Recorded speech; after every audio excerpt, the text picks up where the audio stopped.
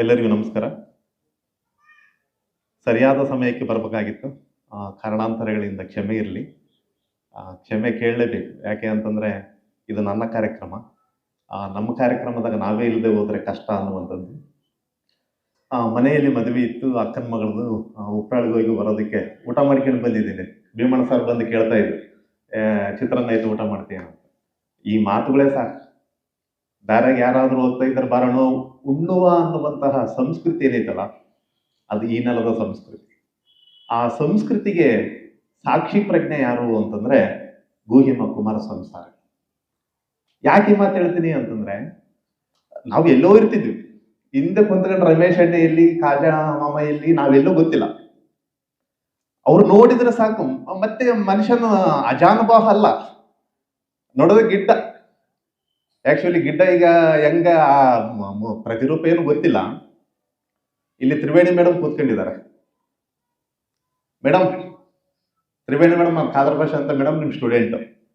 ಯಾಕೆ ಹೇಳಿದೆ ಅಂತಂದ್ರೆ, ಮೇಡಮ್ನವರು ಗಣೇಶಂದು ಏನಾದ್ರು ನಾವು ಸ್ಕೂಲಲ್ಲಿ ಕೂಡಿಸಿದೀವಿ ಅಂತಂದ್ರೆ ಮೇಡಮ್ನವ್ರದ್ದು ಹಾಡನ್ನ ಇರ್ಬೇಕು, ಇಲ್ಲ ಸಾರದ ಹಾಡನ್ನ ಇರ್ಬೇಕು. ಕಾಂಪಿಟೇಷನ್ ಇದ್ದಂಗೆ. ಇವ್ರ ಹಾಡು ಮುಗಿತು ಅಂತಗಳಿಗೆಲೇನೆ ಸಾರು ಶುರು ಮಾಡೋರು ಒಂದು ಪ್ರಾರ್ಥನೆ.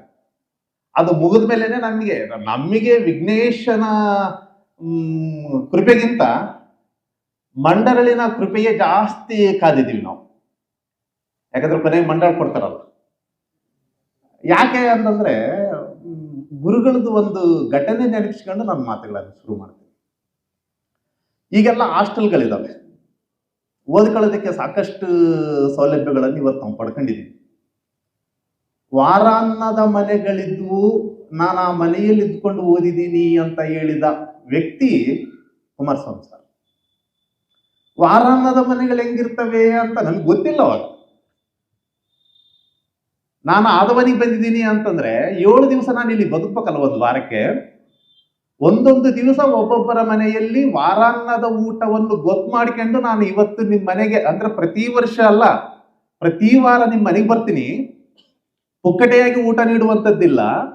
ಒಂದಿಷ್ಟು ಕೆಲಸ ಮಾಡ್ತೀನಿ. 2 ಹೊತ್ತಿನ ಊಟ ಕೊಟ್ರೆ ಸಾಕು ಅಂತೇಳಿ ಬೀದಿ ದೀಪಗಳಲ್ಲಿ ಅಭ್ಯಾಸ ಮಾಡಿರ್ತಕ್ಕಂತಹ ಮಹಾನ್ ಚೇತನಗಳನ್ನು ನಾವು ಸ್ಮರಿಸ್ಬೇಕಾಗಿ. ಅಂತಹ ಸಾಲು ನಮ್ಮ ಕುಮಾರಸ್ವಾಮಿ ಸರ್. ನಾವು ಎಲ್ಲೋ ಇದ್ದು ಎಲ್ಲೋ ಬೆಳೀತಾ ಇದ್ವಿ. ಏನಿದು ಅಂತ ಆಲೋಚನೆ ಮಾಡ್ತಾ ಹೋದ್ರೆ, ನಾವಿಲ್ಲಿ ಬಂದು ನಿಂತ್ಕೊಂಡು ಮಾತಾಡ್ತೀವಿ ಅಂತಂದ್ರೆ ಕರ್ನಾಟಕದಲ್ಲಿ ಇದ್ಕೊಂಡ್ರು ಸಹಿತ ನಮಗೆ ಆ ಹೆಮ್ಮೆಯ ಸುರಿಮೆಳೆಗಳು ಬರ್ತಿರ್ತವೆ. ಅಲ್ರಿ, ನೀವು ಸಾಬ್ರು ಎಷ್ಟು ಚಂದ ಕನ್ನಡ ಮಾತಾಡ್ತೀರಲ್ರಿ.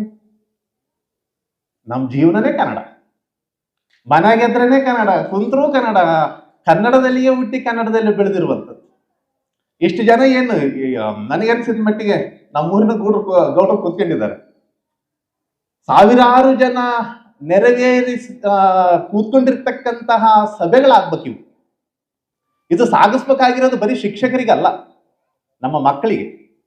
ಏನಂತಹ ಸಾಧನೆ ಇದ್ರಾಗಿದೆ ಅಂತಂದ್ರೆ, ನಾನು 1995-96ರಲ್ಲಿ 6ನೇ ತರಗತಿಗೆ ಸೇರಿದ್ದು. 5ನೇ ತರಗತಿ ಓದ್ಲಿಲ್ಲ.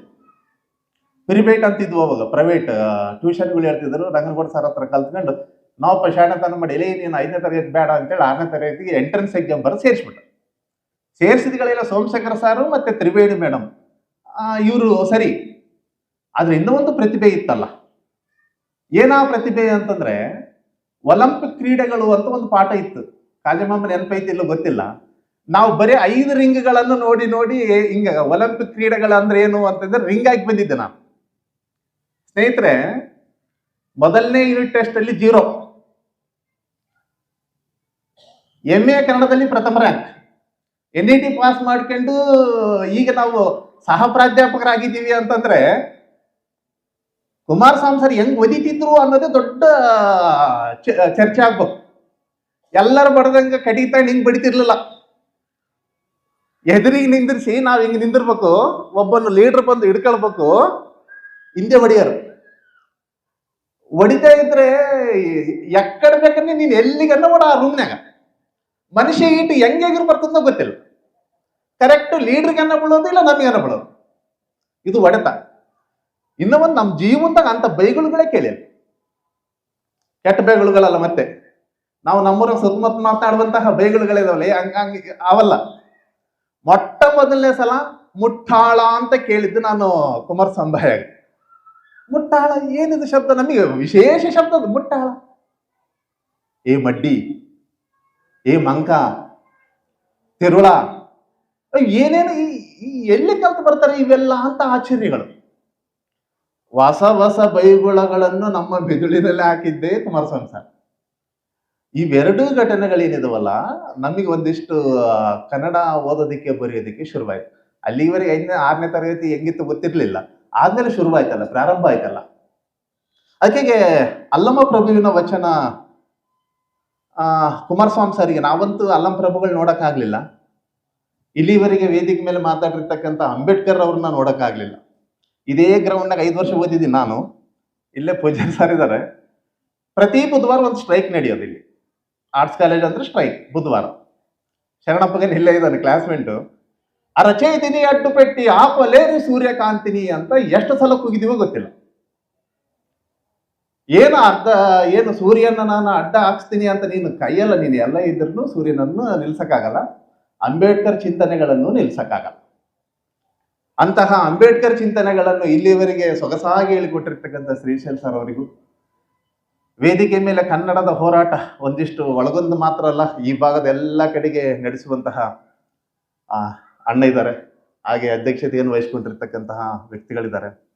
ಮತ್ತು ಮುಂಭಾಗದಲ್ಲಿರ್ತಕ್ಕಂತಹ ಎಲ್ಲರಿಗೂ ಕೂಡ ಅರಿವಿನ ಪ್ರಜ್ಞೆಯನ್ನು ಮೂಡಿಸುವಂತಹ ನನ್ನೆಲ್ಲ ಅರಿವಿನ ಗುರುಗಳಿಗೆ ಮೊದಲು ಶರಣಾರ್ಥಿ. ನಿಮ್ಮೆಲ್ಲರಿಗೆ ಶರಣು. ಯಾಕೋ ಅಂತಂದ್ರೆ ಫೆಬ್ರವರಿ 16 ಎಷ್ಟೋ ಮದುವೆಗಳಿಗೆ